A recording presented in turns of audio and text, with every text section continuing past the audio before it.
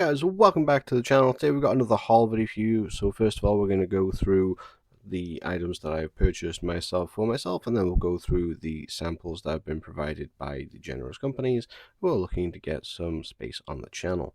So first of all, let's address a little bit of a boo-boo I made. This is a Roxon Bit kit. I was cruising Amazon when I saw this. It was about a tenner, and I thought, hey, I need more bits for EDC kits and stuff. This is great. What I did not realize when I bought it is that these are actually 8mm bits, and I have 8mm drivers, but I wasn't looking for 8mm bits. And I was kind of, what am I going to do for this? Like, this isn't really worth returning, but maybe I can find a use for this? And that's when I started going through my collection and eventually realized that the flathead of the Otacle P1S or the Nextool Mini Sailor does actually work with the adapter. Now there's a little bit of slop in that, but it works well enough to drive a bit. So you can effectively give this really compact Leatherman Squared S tool a bit driver. And that turned this happy accident into something that I was really excited about, because now I have a way of adding some good bit support to really compact kits, and you're going to be seeing that in the future with some kit loadouts coming onto the channel. Happy accident, very glad that I made it. Speaking of Nextool, I'd pervade their store and grab myself some bits and a new tool from them. Now, whilst I've had the Olight rebrands before, I don't think I've ever had Nextool own brand tools before. So this was kind of exciting for me. I will say that the shipping in the it was awful. I couldn't find what I wanted on Amazon. I had to go to their actual store, and it was a flat $20 shipping, which was like the value of the things I purchased. Effectively, it was not a good time. But first of all, we have this flat bit set. We have it in a nice plastic case. When you open it up, we have Leatherman style double-ended flat bits. These are actually retained up top by a bar magnet, so they're not going to be jostling around in the case. You can turn it upside down, you're not losing any bits. I was just looking for more flat bits and good storage solutions, because the Leatherman bit kit is not very good, and whilst the Galvanox one is great, it is also a little pricey and a lot of bits. This had two different versions. I picked the selection of bits that more fitted my use case, and I gotta say, like, the way they're stored, the case, the price, there will be links down below, affiliate links where possible. This was a really great pickup. I'm really glad that I picked this up, and the case itself really does scream premium, but you're not paying a premium price. And then the reason I went to their website to begin with was to get this guy. This is the Nextool Sailor S0. I did not realize it came with this lovely embossed leather case. This is very nice, a very nice touch. This is a folding scissor-based multi-tool that is just incredibly thin, just hella thin. Look at that. Put it next to it, 58mm Swiss Army knife, so you get an idea of just how thin that is. Now we do have the scissors themselves, but as this is a multi-tool, we do have some other tools as well. Now I found this rather interesting. We do have some scissors, some tweezers that come out and lock 90 degrees. This is integrated scissors, kind of reminiscent of the Leatherman Micro in a way. And if I can actually see to grab a hair, they do an admirable job. Obviously, being in this position, this is actually kind of ergonomic, but you're not getting much length away. These are also flat, not slanted, so bear that in mind, but capable little tweezers. And then on the other side, fan these out effectively, we have a little eyeglasses screwdriver, a flat head with bottle opener, and then a 2D Phillips with a crosscut file. So for about 20 bucks, which I think is what I think this was, with the case, this is an excellent pickup, and for how thin it is, I think this is an excellent carry for a lot of kits, especially TSA safe flight kits, because again there's no blade here, although when you're taking scissors on a plane, even if they do match requirements, you are always going to be playing with fire a little bit. But for 20 bucks, highly recommend. These guys were actually a supermarket pickup. I believe this entire 3-pack was about £1, a little less than £1, and you might be thinking, Paul, these are just lighters. But wait, no, LED torch lighters. So yes, they are a lighter that you can adjust the flame of. I will say that the lowest the flame goes is still kind of long. They are refillable, so you can keep using them, but they do also have this single mode slide activated LED, which is more than enough to find a keyhole in the dark, look under a dark desk, and in a push navigate around a dark room or down a dark path, but that last one is definitely pushing it. This is not a bright light. So you get a compact light and fire solution, refillable, 3 for £1. This was really hard to say no to, especially just to see how good the gimmick played out. I have no idea if you can replace the battery for the flashlight. I imagine you can if you just take the Phillips out and then there's probably some coin cells in here. But I saw these whilst grabbing some groceries, and I was like, yes, the YouTube will love it. And then something a little different, a little bit of EDC tech, as it were. I'm building out a bit of a travel tech kit, and I wanted a nice compact Bluetooth mouse to go along with my tablet. And I saw this guy from Logitech. This is the Logitech Silent Touch M240, a nice Bluetooth mouse that does use a single AA. I'm just using a disposable it came with at the moment. Will take rechargeable nickel metal hydrides and similar. And this is just a nice smaller mouse, but still easy enough to palm, glides well, and Silent Touch, whilst it still makes an audible click, it is definitely not on the line of a regular mouse, which is quite nice. Not something I'm hugely looking for, but it is a nice little bonus, and it is small enough that I think this will actually fit into my travel tech case as well. So just a cheap little mouse pickup to go in an upcoming tech kit. And finally, from the self-funded portion of the video, we have something that's kind of weird, but also just kind of useful to have, to be honest.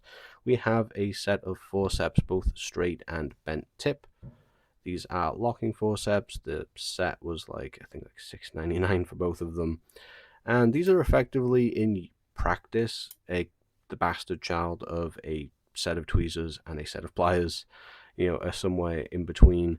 I first got the idea for this from the Max Level EDC channel, I think a couple of years ago. That kind of just has always lingered in my mind until I finally just bit the bullet last time I was on Amazon, threw it in the basket, and here we are. Again, it feels a little weird at first just to have medical equipment on hand like this. I am not qualified to use these in a medical frame, and nor would I ever do so, but in terms of using them as turbo tweezers, yes. And these are quite nice for the price. Again, there will be a link for these down below if you're interested, but like £7, £8, whatever I paid for both of them, just handy to have around. First up in our provided review samples, we have the Diveblues Turbofan Pro. Diveblues is a company you've probably never heard of. However, I do believe they are a sister brand or some way affiliated with Okupa, which are the magnetic hand warmer people. And this, I've had similar style fans before. This is really, really nice, to be fair. We have a slide switch to on and off with the battery percentage, and on the side we have up and down for the modes. You can see it go up. I'll try and illustrate how powerful this is on sound.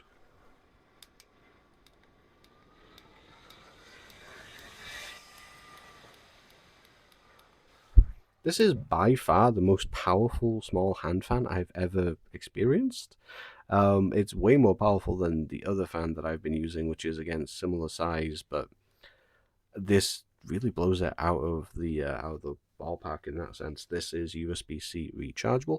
It comes with a strap that you can clip here, with the idea being that if it's around your neck, it can kind of hang and blow air up at you. On the back side, we have a locking kind of clasp, so you can strap it to a bag for carrying. And it also does a good impression of a desk fan. This surround around the screen is actually like a rubber foot, so it won't move around. Put it down. You have a lot of articulation to get this where you want to go.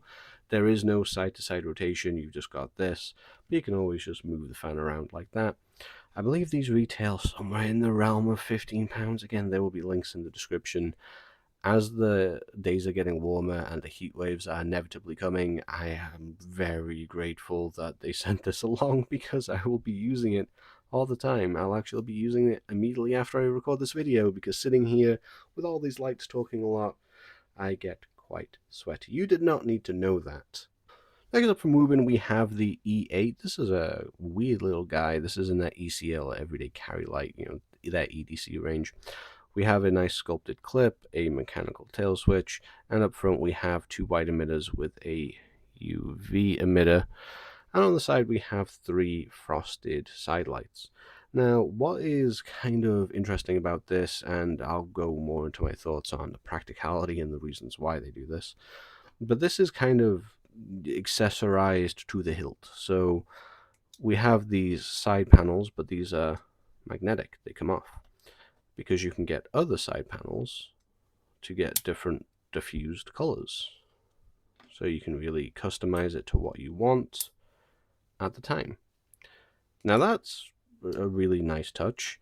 In terms of how often you will be doing that, how practical that is, we will be discussing that in the review video. And then you can also see that this tail switch is also threaded. It has a hook attachment. It gives it kind of like a small folding D-ring that when you screw it in here, which again, it's accessorized out the hilt. It is very comfortable in hand, to be fair, with those diffusing panels on it. The beam pattern on it is actually pretty nice, very floody. You have a good range of modes. Again, this is just a quick overview. There will be a full video including some beam shots at this in the near future. Next up, we have the HD05. I got those backwards. This is the HD05 from Wurkkos, which is kind of an evolution or sister brand to the HD02. On the HD02, we had these side panels on both sides for the lights. This is kind of a refinement of that, where we just have it on one side. However, it does now twist so that you can really angle it however you want. And when you end up with this kind of vague D shape, it actually makes it much nicer to hold in the hand. Our clip is also much deeper carry than it was previously.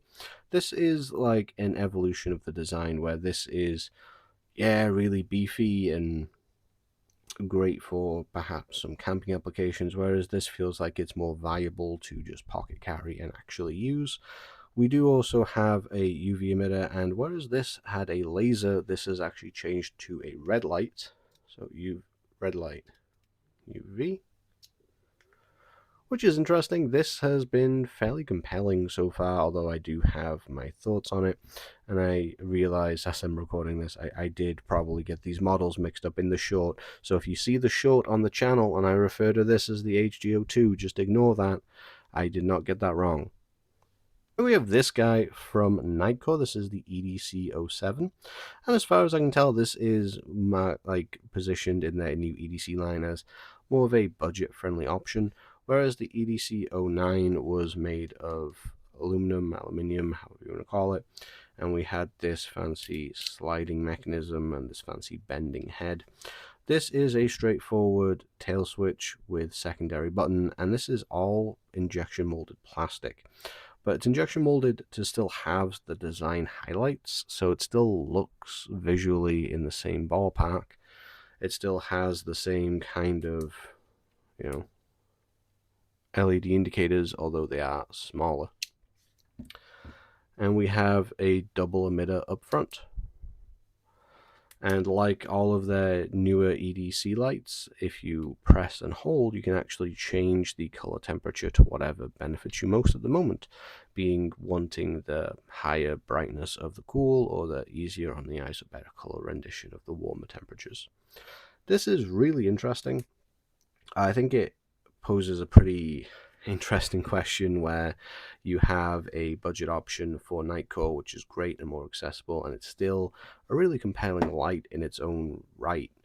But then you look at what is budget for Nitecore, and you have to then reconcile that what is budget for them is kind of just standard pricing for a lot of other brands. And in the wider view of flashlights, this is competing against things that aren't made of plastic and have maybe some more bells and whistles. But this is a very interesting light. I'm really enjoying carrying it, and I'm looking forward to making the review on it. And finally, we have the SK30 from Sofirn, what I'm going to call a tactical light. I don't know if they refer to it in their marketing materials as a tactical light, because I'm a professional and I did not do that modicum of research before hitting record. I'm going to call it a tactical light because we are a rear tail switch, but we also have a 2-button operation, one of which does give us quick access to strobe. So we have a momentary on, which I absolutely love. If you have a mechanical tail switch, God, it better have momentary on, because otherwise you're really fighting to lose me. We have some nice, almost diagonal cuts in the handle, which is very nice, very grippy. The back switch is nice and clicky, and you can see we have a nice defined hotspot with a good amount of spill. When the light is on, this will give you different brightnesses. However, with the main button, you can just double press to go straight into turbo, which is very nice. I do like that. And strobe warning, if you press and hold from off the second button, you do get straight into strobe. This is a really interesting light. I think that as far as tactical lights go, this is really walking the line of EDC and tactical, both aesthetically and function-wise, in a way that I'm really a fan of. A lot of the times when you get these tactical rear tail light switch things, you often have this setup. This is the Sofirn SP35T, where you have the mode button up front, and that's always been really awkward to me. So when you get a light that has the both buttons on the back and you can easily manipulate the mode and on off, I think that's really nice. And there will be a full review on the channel of this coming up as well. And there you have it. That is the haul for this time. What do you guys think? What here, grabbed your fancy? Is there anything that you already have and you have thoughts on, or is there something that you want and you're looking to grab?